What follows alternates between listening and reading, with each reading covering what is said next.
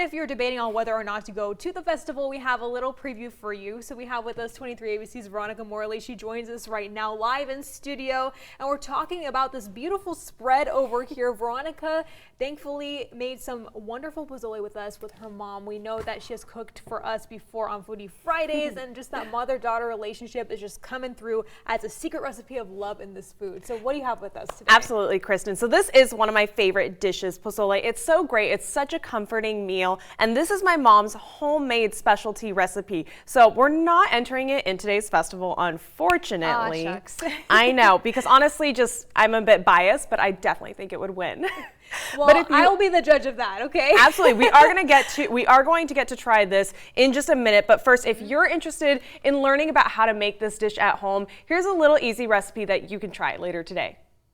Spicy and tangy. Pozole is a traditional Mexican stew that brings the comforting feeling of home with every bite. In simple terms, it would be like a chicken soup, but to the mega million potency. Whether it's red or green, chicken or pork, every variation of pozole has the same base, hominy, a type of maize that's been soaked in lime. So since we already have been cooking the chicken with the onion and the garlic, while it's getting finished, we're gonna do the little green salsa. I prefer the green pozole. Some people like the red. The dish starts by boiling a mix of spices, green onions, and cilantro. Once it's at a boil, you can add the chicken or pork. So I have here just a couple of serranos for a little flavor. After adding your concoction of jalapenos, onions, and tomatillos, you can add the hominy. Just make sure, when the chicken is almost done,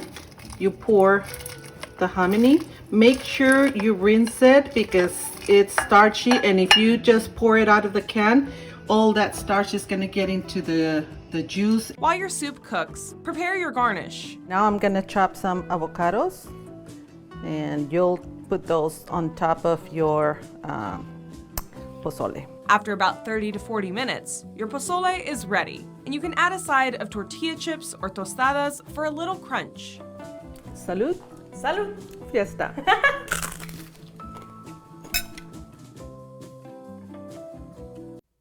Veronica, you and your mom are so cute. It just reminds me of me and my mom and grandma when we are in the kitchen together. Of course, I'm not much of a cook, but you clearly are, and I'm just very impressed right now with this. Absolutely. I mean, I like to cook, but I'm nothing compared to my mom, and she's the one who did make this dish from scratch. So Amazing. Let's go ahead and try it. Tell me what you think. Like I said, it's a little bit of spicy tanginess. I absolutely love it. It's got a little bit of a kick to it. Okay, I like But that. of course, we have our little fixins right here. So with this, pozole usually top off with cabbage, green onions, some radish, lime. We've already added a little bit to the mixture. Krista, I know you're saying you do enjoy a sliced radish, so. I do. It also matches my dress, so I feel like this is a very festive time for me.